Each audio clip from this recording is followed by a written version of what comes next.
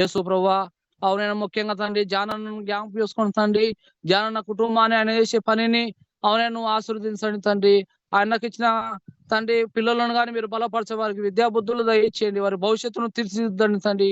అన్న ఇచ్చే జాబును ఆశీర్వదించని ఎంతో ఆసక్తి కలిగి ఎంతో భారంతో బాధ్యతతో తండ్రి ఆసక్తి కలిగి నీ పని కోసం ప్రోత్సాహకరంగా తండ్రి ఎంతగానో తండ్రి వ్యయ ప్రయాసాలతోనైనా నైనా ప్రయాసపడుతున్న వాళ్ళు రావాల్సిన ప్రతిఫలం వరకు దయచేయండి. అంతేకాదు రక్షకుడు నైనా పాలన్న గారిని కానీ జ్ఞాపకం చేసుకోండి ప్రభా. ఎవరైనా పాలన్న కుటుంబాన్ని అన్నకి ఇచ్చిన సంతానాన్ని మీరు బలపరచండి తండ్రి. ఎవరైనా కుటుంబంలో ఏ కొరతలో మాకు తెలియదు నైనా నువ్వు తీర్చమని అడుగుతున్నాం తండ్రి. ముఖ్యంగా నేను హాస్పిటల్ విషయంలో నేను నిర్మాణం విషయంలో మీ ప్రత్యేకమైన రోజు చూపించండి తండ్రి. ఆయన నీ పరిచర్య కోసం ప్రేమ సందేశం యూట్యూబ్ లో ఇలాగ ఎంతో ఆసక్తి కలిగి ఎంతో తండ్రి మాదిరికరంగా ప్రోత్సాహకరంగా తండ్రి నీ పనిలో ఆసక్తి కలిగి నేను ఎన్నో కార్యాలు చేస్తున్నారు తండ్రి. అవునైనా అన్నను మీరు బలపరచండి. అవునే మీరే ఆదరించమని అడుగుతున్నాం తండ్రి. ఇలాగ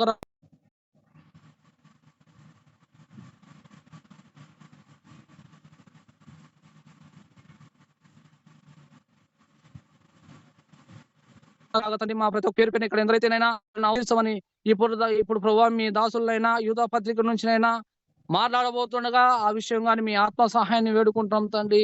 ఏ మాటలు కావాలో మీరే మాకు తెలియపరచమని ఇలాగ తండ్రి క్రమంగా మర్యాదగా ఈ జూమ్ మీటింగ్ను నీ చిత్తానుసారంగా నడిపించమని యేసు ప్రభువా మా ప్రార్థన మనవులు అక్కరునైనా నైనా నీకే చెప్పుకుంటాం తండ్రి. నువ్వు తప్పితే మాకు వేరే మార్గం లేదు ప్రభువా. మేమైతే బలహీనం తండ్రి, మా ప్రార్థన బలహీనమైనది తండ్రి. మేము ఎలాగ అడిగినా మా ప్రార్థన మీరు వింటారు తండ్రి.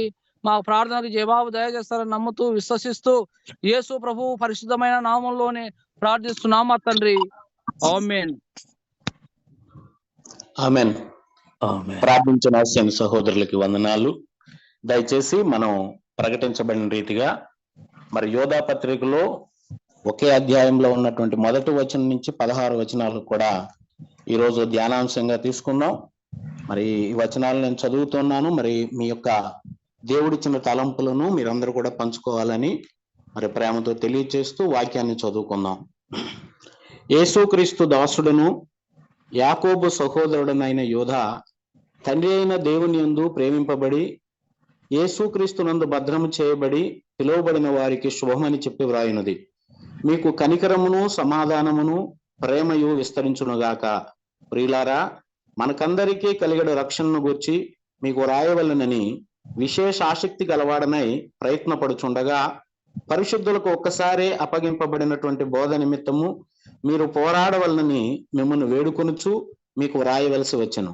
ఏలయనగా కొందరు రహస్యముగా జ్వరబడి ఉన్నారు. వారు భక్తిహీనులై మన దేవుని కృపను కామాతురత్వమునకు దుర్వినియోగపరచుచు మన అద్వితీయ నాథుడును ప్రభు అయినటువంటి యేసుక్రీస్తును విసర్జించుచున్నారు. ఈ తీర్పు పొందుటకు వారు పూర్వమందే సూచించబడిన వారు. ఈ సంగతులన్నీ మీకు ముందటనే ఎరిగి ఉన్నను. నేను మీకు జ్ఞాపకము చేయగోరుచున్నదేమనగా ప్రభువు ఐగుప్తులో నుండి ప్రజలను రక్షించినను వారిలో నమ్మకపోయిన వారిని తరువాత నాశనము చేసెను. మరియు తమ ప్రధానత్వమును నిలుపుకొనక తమ నివాస స్థలములను విడిచినటువంటి దేవదూతలను మహాదినమున జరుగు తీర్పు వరకు కటిక చీకటిలో నిత్య పాశములతో ఆయన బంధించి భద్రం చేసెను. ఆ ప్రకారముగానే సొదొమ గొమొర్రాలను వాటి చుట్టుపక్కల ఉన్నటువంటి పట్టణములను వీరి వలనే వ్యభిచారము చేయుచు పర శరీరానుసారులైనందున నిత్యాగ్ని దండను అనుభవించుచు దృష్టాంతముగా ఉంచబడెను. అటువలనే వీరును కలలు కనుచు శరీరమును అపవిత్రపరుచుకొనుచు ప్రభుత్వమును నిరాకరించుచు మహాత్ములను దూషించుచు ఉన్నారు. అయితే ప్రధాన దూత అయినటువంటి మికాయేలు అపవాదితో వాదించుచు మోషే యొక్క శరీరమును గూర్చి తర్కించినప్పుడు దూషించి తీర్పు తీర్చ తెగింపక ప్రభు నిన్ను గద్దించునుగాక అనెను. వీరైతే తాము గ్రహింపని విషయములను గూర్చి దూషించువారై వివేక శూన్యములకు మృగముల వలె వేటిని స్వాభావికంగా ఎరుగుదరో వాటి వలన తమను తాము నాశనము చేసుకునిచున్నారు. అయ్యో వారికి శ్రమ! వారు కయ్యను నడిచినటువంటి మార్గమును నడిచిరి, బహుమానము పొందవలనని బిలాము నడిచినటువంటి తప్పు త్రోవలో ఆతురముగా పరిగెత్తిరి. కొరహు చేసినట్టు తిరస్కారం చేసి నశించిరి. వీరు నిర్భయముగా మీతో సుభోజనము చేయొచ్చు, తమను తాము నిర్భయముగా పోషించుకొనుచు మీ ప్రేమ విందులలో దొంగ మెట్టలుగా ఉన్నారు. వీరు గాలి చేత ఇటు అటు కొట్టుకుని పోవు నిర్జల మేఘములుగాను కాయలు రాలి ఫలములు లేక 2 మార్లు చచ్చి వేళ్లతో పెళ్లగింపబడినటువంటి చెట్లుగాను, తమ అవమానమును నురగ వెళ్ళగొక్కువారై సముద్రం యొక్క ప్రచండమైన అలలుగాను, మార్గము తప్పి తిరుగు చుక్కలుగాను ఉన్నారు. వారి కొరకు గాఢాంధకారము నిరంతరము భద్రము చేయబడి ఉన్నది. ఆదాము మొదలుకొని 7వ వాడైనటువంటి హానోకు కూడా వీరిని గురించి ప్రవచించి ఇట్లనెను, ఇదిగో అందరికీ తీర్పు తీర్చుటకు వారిలో భక్తిహీనులందరూ భక్తిహీనంగా చేసినటువంటి వారి భక్తిహీన క్రియలన్నిటినీ గూర్చి, భక్తిహీనులైన పాపులు తమకు విరోధముగా చేసిన కఠినమైనటువంటి మాటలన్నింటినీ గూర్చి వారిని ఒప్పించుటకును ప్రభువు తన వేవేల పరిశుద్ధుల పరివారంతో వచ్చెను. వారు తమ దురాశల చొప్పున నడుచుచు లాభము నిమిత్తం మనుష్యులను కొనియాడుచు సనుగువారును తమ గతిని గురించి నిందించువారునై ఉన్నారు. వారి నోరు డంబమైనటువంటి మాటలు పలుకును. ఆమెన్. సహోదరులారా, మరి ఈ లేఖన భాగాలను బట్టి ప్రేరేపించబడినటువంటి వారు మీ యొక్క అనుభవాలను పంచుకోవాలని, లేఖన సారాంశాన్ని తెలియపరచవలసిందిగా ప్రేమతో మీకు తెలియచేస్తూ ఉన్నాను.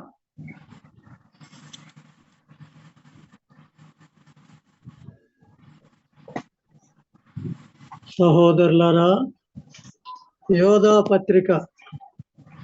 ఈ యోధా గారు యాకోబు గారి సహోదరుడు అని ఆయన చెప్పాడు. యాకోబు గారు హతసాక్షి అయిపోయిన తరువాత ఈ యోధా గారి పత్రికను రాయడం జరిగిందని మరి పండితులు చెబుతున్నారు.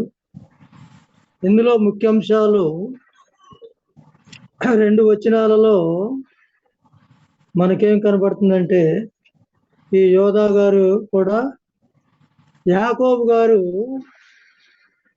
తన పత్రికలో భక్తి ఎంతో శ్రేష్టమైనదో, ఆ భక్తిగా ఉండటానికి ఎట్లా ప్రవర్తించాలో యాకోబు గారి రాస్తే, యోధా గారు భక్తిహీనత ఎంత ప్రమాదకరమైనదో, దాని నుండి ఎలా తప్పించుకోవాలో మార్గం ఎలాగో రాశారు.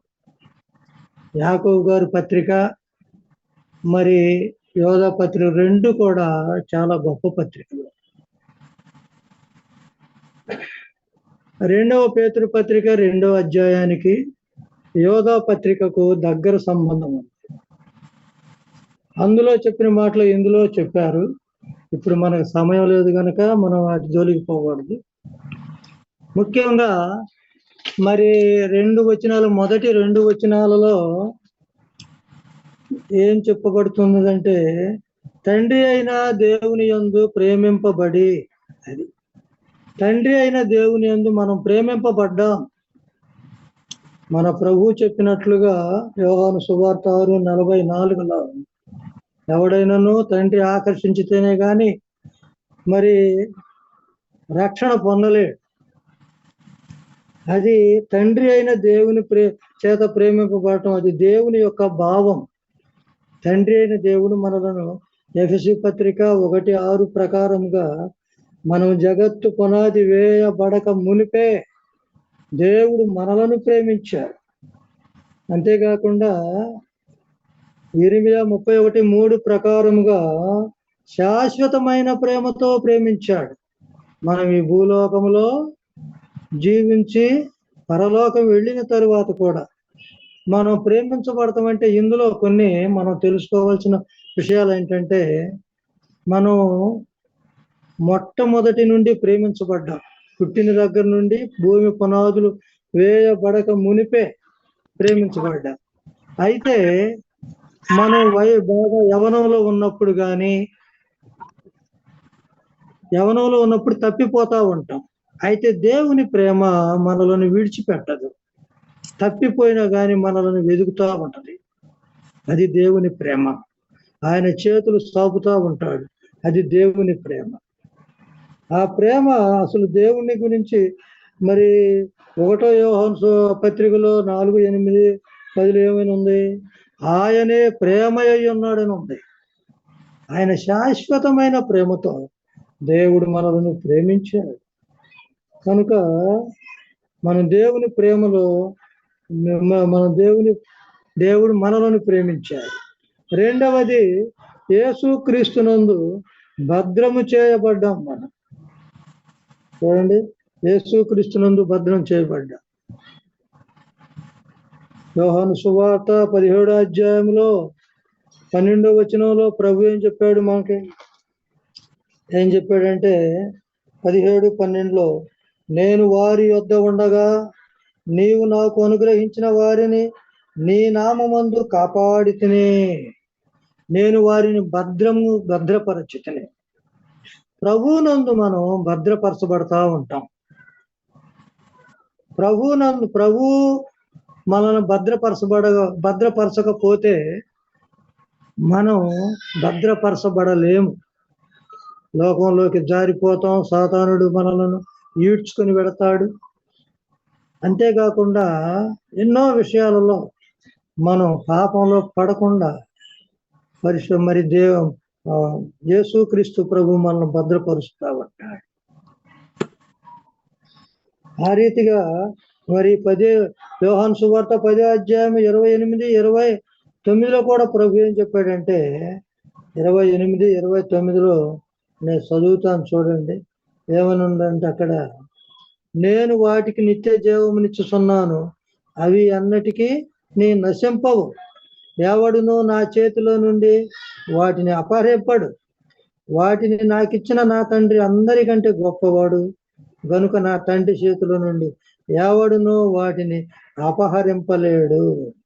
మనం తండ్రి అయిన దేవుని చేతిలో ఉంటాము, యేసుక్రీస్తు ప్రభు యొక్క చేతిలో భద్రపరచబడతా ఉంటాం. కనుక మనం ఈ సత్యాలు మనం ఎరుగుండి దేవునిలో కొనసాగిపోతా ఉంటాం.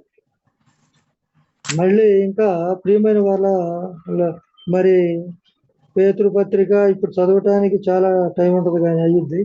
1వ పేతురు పత్రిక 1:5లోను, ఈ యోధ పత్రిక 24లోను మనం ఎలా భద్రం చేసుకోవాలో అక్కడ వ్రాయబడి ఉన్నాయి. ఆ రీతిగా మనం యేసుక్రీస్తునందు భద్రం చేయబడ్డాం. పిలువబడిన వారు, మనము పిలువబడిన వారు. చూడండి, మనం ఎట్లా పిలువబడిన వాళ్ళం అంటే యోధ పత్రికలో వ్రాసినట్లుగా మనం పిలువబడిన వారు. ఎక్కడ నుండి పిలిచాడు? 1వ పేతురు పత్రిక 2:9 ప్రకారముగా మరి దేవుడు తన సేవకులు దేవుని ఆత్మపూర్ణులే ప్రకటింపగా మనం పిలువబడ్డామండి. మనం పిలువబడ్డాం. ఆ మాటలు రాస్తా 1వ తెస్సలోనికలు రాసిన పత్రిక 4-6, 1వ అధ్యాయం 4-6 వరకు మనం చదువుకుంటే ఏముంటుందంటే అక్కడ ప్రియులారా, మరి 1వ అధ్యాయం 4-6 వరకే, ఎలా అనగా దేవుని వలన ప్రేమింపబడిన సహోదరులారా, మీరు ఏర్పరచబడిన సంగతి అనగా మా సువార్త మాటతో మాత్రము గాక భక్తితోనూ పరిశుద్ధాత్మతోనూ సంపూర్ణ నిశ్చయతతోనూ మీ యొద్దకు వచ్చి ఉన్న సంగతి మాకు తెలియదు. మీ నిమిత్తము మేము మీ ఎడల ఎట్టివారమై ఉంటమో మీరు ఎరుగుదురు. పరిశుద్ధాత్మ వలన కలుగు ఆనందముతో గొప్ప ఉపద్రవమందు మీరు వాక్యమును అంగీకరించి మమ్మును ప్రభువును పోలి నడుచుకొని ఉన్నారు. చూడండి, పిలిచినప్పుడు మరి వాళ్ళు పరిశుద్ధాత్మ దేవుని చేత మరి ప్రేరేపబడినప్పుడు, సహోదరులు వెళ్ళి వాక్యం చెప్పినప్పుడు మనం పిలువబడ్డాం. చీకటిలో నుండి పిలువబడ్డాం. చూడండి, యోహాను సువార్త 15:9 ప్రకారముగా లోకములో నుండి మనం పిలువబడ్డాం. చూడండి, లోకా సువార్త 5:32 ప్రకారంగా మనం పాపములో ఉండగా దేవుడు పాపులను నేను పిలువవచ్చునని చెప్పాడు. చూడండి, అంతేకాకుండా ప్రభు 2వ తిమోతి పత్రిక 1:8-9లో ఉన్నట్లు మరి పరిశుద్ధాత్మ దేవుడు పరిశుద్ధమైన పిలుపుతో మనలను పిలిచాడు.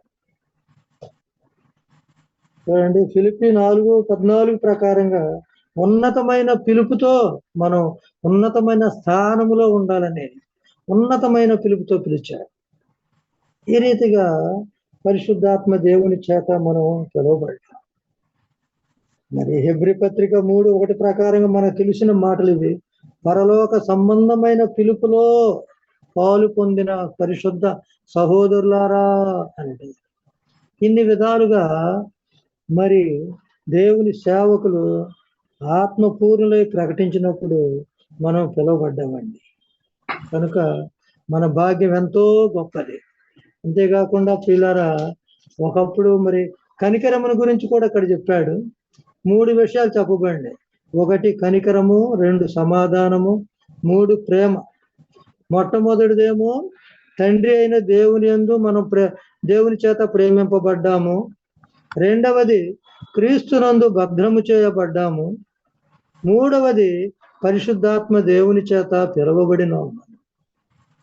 వీటన్నిటికీ మనం అపాత్రులమే. దేవుడు మనలను ప్రేమించి జగత్తు పునాది వేయబడక మునిపే ఆయన మనలను ప్రేమించాడు. ఈ రెండవ సంగతులు ఏంటంటే 1 కనికరము, 2 సమాధానము, 3 ప్రేమ. చూడండి, ఒకప్పుడు కనికరించబడలేదు, మనం కనికరం చేతనే రక్షింపబడ్డాం. ఆ మాట మనకు తీతు పత్రిక 3:5 ఉంటుందన్నమాట.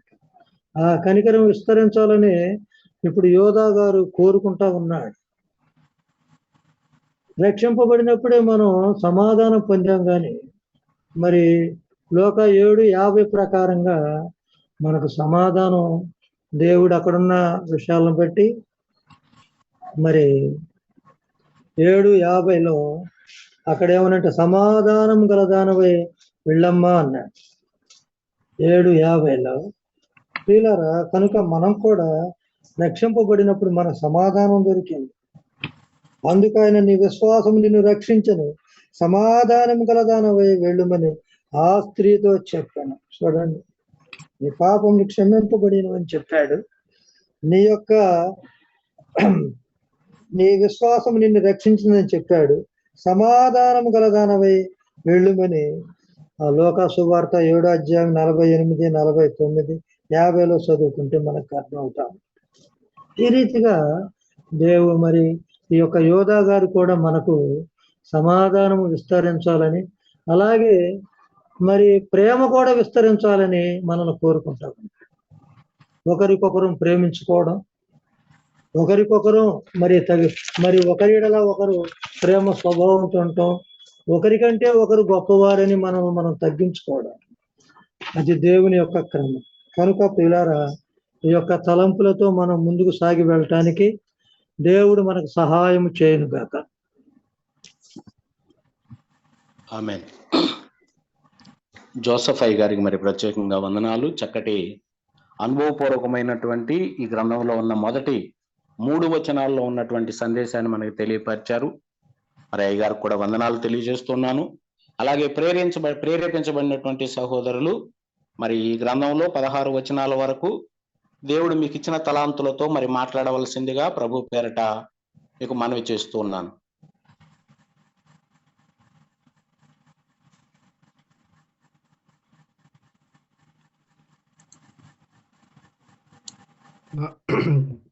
జూమ్ కాల్లో ఉన్న బ్రదర్స్ అందరికీ, సిస్టర్స్కి అందరికీ వందనాలు.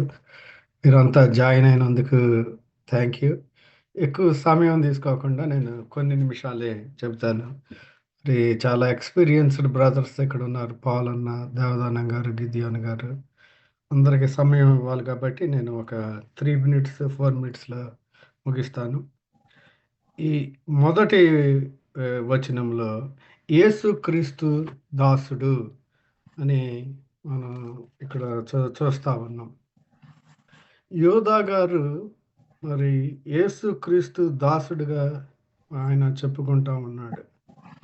మత్తయి సువార్త 13వ అధ్యాయంలో యేసు ప్రభు వారు సమాజ మందిరంలో బోధ చేసినప్పుడు ఆయన బోధకి ఆశ్చర్యపడి అక్కడ ఉన్న వాళ్ళు ఒక ప్రశ్న రైజ్ చేస్తారు. అదేంటంటే, ఈయన వడ్లవాణి కుమారుడు కాదా? ఇతని తల్లి పేరు మరియ కాదా? యాకోబు, యోసేపు, సీమోను, యోధా అనువారు ఇతని సోదరులు కారా అని వాళ్ళు ఒక ప్రశ్నని తెస్తారు. ఈ వాక్యాన్ని బట్టి యోధా రాసిన పత్రిక ఈ రచయిత ఎవరు అంటే యోధా గారు యేసు ప్రభు వారి యొక్క సహోదరుడు అని చెబుతారు. అంటే మరి యేసు ప్రభు వారికి యోసేపు, సీమోను, యోధా యాకోబు గారికి వీళ్ళకి మదర్ సేమ్ మరియ గారి బిడ్డలు. అయితే యేసు ప్రభు యొక్క ప్రత్యేకత మనందరికీ తెలిసిందే. ఆయన పరిశుద్ధాత్మ వలన జన్మించాడు. ఈయన ఇంగ్లీష్లో ఏమంటారంటే హాఫ్ బ్రదర్ అంటారు. ఈయనకి మరి ఒక విధంగా ఈయన తెలుగులో చెప్పుకోవాలంటే రక్త సంబంధి. ఈ యోధా గారు యేసు ప్రభుతో రక్త సంబంధి. ఈయన మరి ఎంత దీనత్వంతో ఇక్కడ దాసుడు అని చెప్పుకుంటా ఉన్నాడు. చూడండి, నేనే చాలాసార్లు అయా మా అన్న నేను యోహాను గారి కొడుకుని, ఆ తర్వాత మా అన్న డాక్టర్ గారని ఇట్లా గొప్పగా చెప్పుకుంటా ఉంటా. యోధా గారిలో ఎంత తగ్గింపో చూడండి. నేను యేసు ప్రభు యొక్క బ్రదర్నే అని గంభీరంగా చెప్పుకోవటం లేదు, దాసుడు అని చెప్పుకుంటా ఉన్నాడు. ఈ తగ్గింపు మనందరం కూడా నేర్చుకోవాలి. ఈయన ఇక్కడ చెబుతూ ఉన్న రెండో ప్రాముఖ్యమైన సంగతి ఏంటంటే, అయా రక్త సంబంధం గొప్ప కాదు. చాలామంది ఇశ్రాయేలీలు యూదులు వాళ్ళు మేము మరి యోధా మతానికి చెందిన వాళ్ళమని వాళ్ళు గొప్ప చెప్పుకుంటా ఉంటారు. ఈయన అయా రక్త సంబంధం గొప్ప కాదు, యేసు ప్రభు సేవకుడిగా ఉండటం గొప్ప అని చెబుతా ఉన్నాడు. ఇంగ్లీష్ బైబిల్లో చాలా చోట్ల ఈ మాట ఎలా రాయబడిందంటే, యేసుక్రీస్తు దాసుడు అనే మాట బాండ్ సర్వెంట్ అని రాయబడింది. మనకి దాసుడు అంటే ఏంటి తెలుగులో దాని అర్థం? ఒక నెల రోజులో ఉండి వెళ్ళిపోయే వాళ్ళని కూడా మనం దాసుడు అని చెప్పొచ్చు, 1 సంవత్సరం ఉండేవాళ్ళని. కానీ ఈ బాండ్ సర్వెంట్ అంటే ఏంటంటే, దీనికి తెలుగులో కూడా ఒక పదం ఉంది, కట్టు బానిస. ఇక ఆయన బ్రతికినంత కాలం ఇక కట్టు బానిసలాగా చనిపోయే వరకు కూడా ఆయనకే దాసుడుగా ఉంటాడు. యోధా గారు ఈయన ఆ రీతిగా యేసు ప్రభువుకి కట్టు బానిసగా ఉంటా ఉన్నాడు. యేసు ప్రభు వారు బ్రతికున్నప్పుడు ఈయన అనుసరించలేదు, కానీ యేసు ప్రభు వారు చనిపోయి తిరిగి లేచిన తర్వాత జరిగిన పరిస్థితుల్ని గ్రహించి ఈయన యేసుక్రీస్తు యొక్క అనుచరుడుగా దాసుడుగా ఉంటా ఉన్నాడు.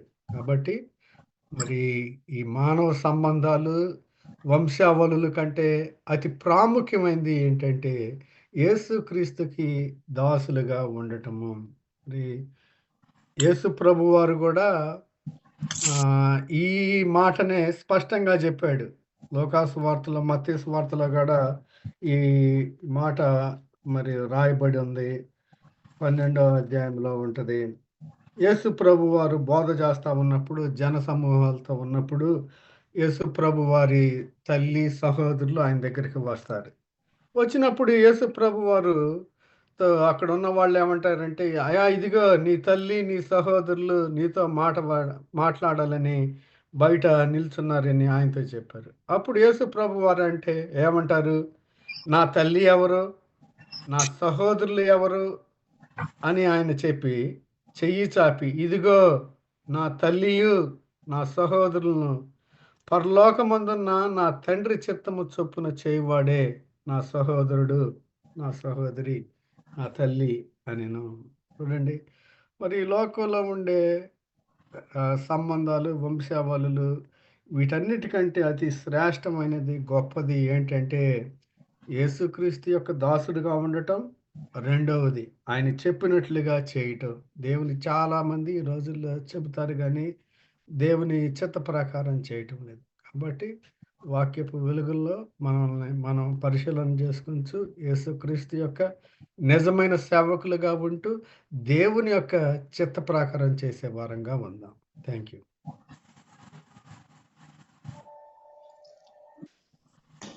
మరి ఇప్పటి వరకు మరి జోసెఫ్ గారు, జాన్ గారు మంచి సత్యాలు మనకి జ్ఞాపకం చేశారు. యోధా పత్రికలో మనందరికీ చాలా ముఖ్యమైనటువంటి సత్యాలు రాయబడ్డాయి. చాలా జాగ్రత్తగా ఈ యొక్క సత్యాలు మనం నేర్చుకోకపోతే మనం కూడా ఎన్నో నష్టపోతాం.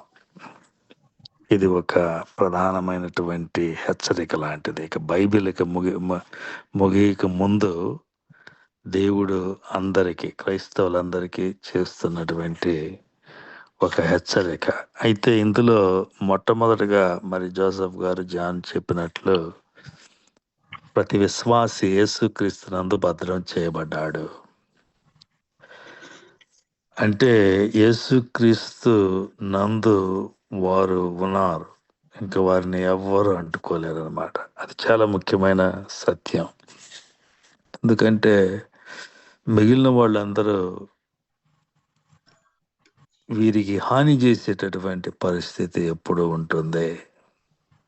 మీరు ఇక్కడ ఎగ్జాంపుల్స్ కూడా ఆయన ఇచ్చాడు.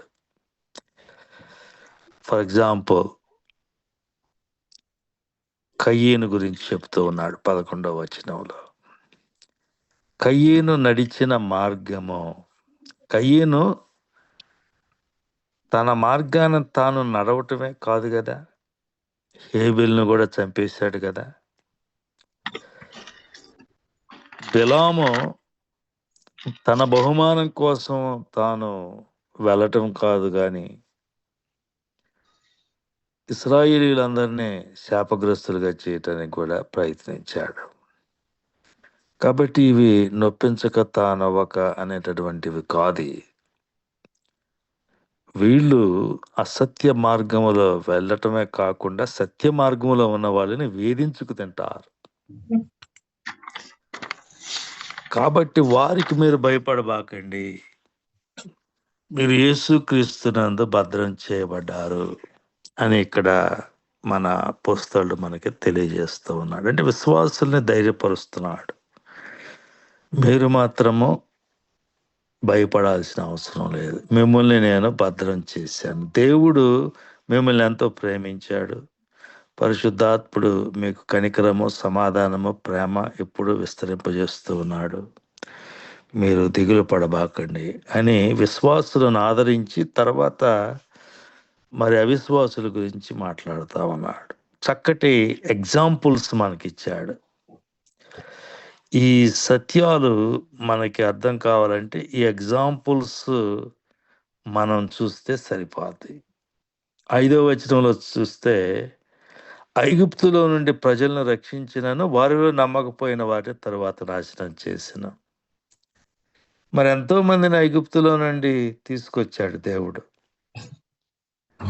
అయితే వారిలో నమ్మకపోయిన వారు నాశనం అయిపోయారు. చాలా మంది క్రైస్తవులు ఉంటారు ఈ రోజులో. చాలా మంది విశ్వాసులు మరి కారు, ఎందుకంటే వారు ఆ క్రైస్తవాన్ని ఒక మతంలాగా వాళ్ళు అవలంబిస్తూ ఉంటారు. ఇశ్రాయేలీయులు కూడా అంతే. పదండ్రా వెళ్దాం, ఐగుప్తులో ఇంకేముందరా, ఈ దేవుడు మనకేదో ఇస్తాడు, ఏదో ఒక మెటీరియలిజం కోసం వాళ్ళు వెళ్ళారు. ఈ లోక సంబంధమైన ఏదో ఇస్తాడు, అంతేగాని దేవుని మీద వాళ్ళకి ఎప్పుడు లేనే లేదు. ఈ రోజున కూడా చాలా మంది ఆ స్థితిలో ఉన్నారు. ఈ యొక్క క్రైస్తవ వ్యవస్థలో ఉంటే నాకు ఏదైనా దొరుకుద్ది. రాజకీయ నాయకులను చూడండి, 4 దేవుడు మాటలు మాట్లాడితే నాకు ఓట్లు పడతాయి, నేను ఒక మంచి పదవి సంపాదించుకోవచ్చు అనుకునే వాళ్ళు ఉంటారు.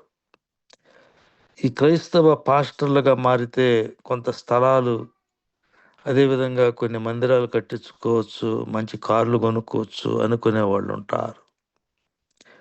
వీళ్ళందరూ కూడా దేవుని తీర్పుకే గురవుతారు. ఎందుకంటే వాళ్ళు విశ్వాసం లేకుండా దేవుని వెంబడిస్తూ ఉన్నారు. 6వ వచనంలో చూస్తే, తమ ప్రధానత్వమును నిలుపుకోవక తమ నివాస స్థలమును విడిచిన దేవదూతలు అంటున్నాడు. దేవదూతలను కూడా దేవుడు వెళ్ళగొట్టాడు. ఎందుకంటే వాళ్ళు సత్యం తెలిసినప్పటికీ దేవుడు మా మీద అధికారి అని వాళ్ళు గుర్తించాల. అసలు మేమే దేవుని యొక్క స్థానాన్ని ఆక్రమించుకోవాలని వారు చూశారు, దేవుడికి ఎదురు తిరిగారు. అందుకని దేవుడు వాళ్ళని వెళ్ళగొట్టాడు. 7వ వచనంలో సొదొమ గొమొర్రాల గురించి చెప్తూ ఉన్నాడు. వారు పరశరీరానుసారులు అయ్యారు, అంటే హోమోసెక్షువల్స్ అయిపోయారు. దేవుడు చెప్పింది స్త్రీ పురుషుల పవిత్ర బంధం. అయితే వీళ్ళు పరశరీరానుసారులు అయిపోయారు. అంటే వీళ్ళు మగవాళ్ళ మీదకి వెళ్ళటం చేయటం మొదలుపెట్టారు. దేవదూతల మీదే వాళ్ళు అత్యాచారం చేయటానికి ప్రయత్నిస్తూ ఉంటారు. ఆదికాండం 19వ అధ్యాయం మీరు చదవండి. దేవుడు ఏం చేశాడంటే నిత్యాగ్ని దండన చేత వాళ్ళని నాశనం చేయటం మనం చూస్తా ఉన్నాం. 8వ వచనంలో వీరు కలలు కంటారు, శరీరాన్ని అపవిత్రపరచు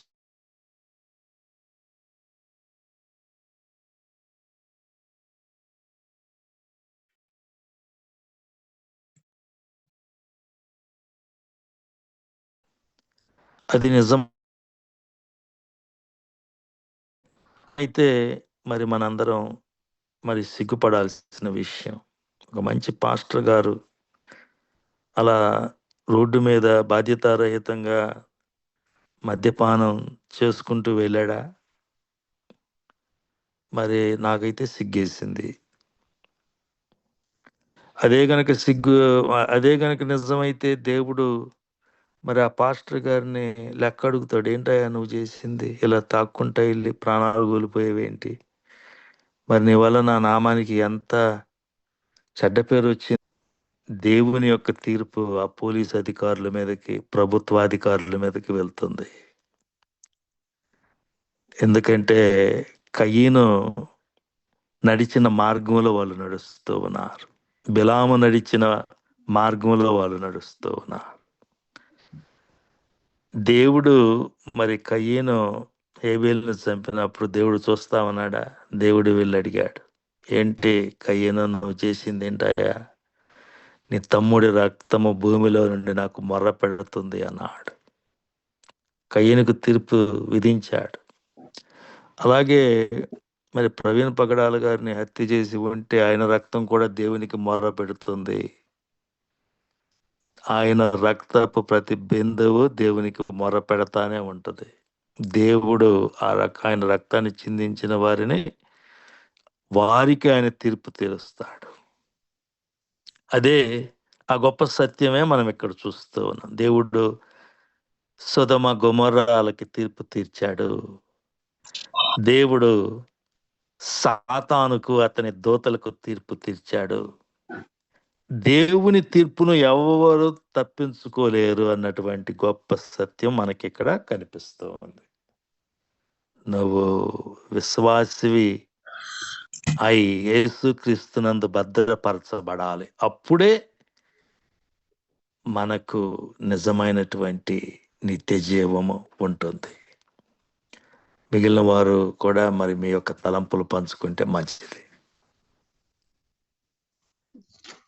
అన్నా థ్యాంక్స్ అన్నా, వందనాలన్నా.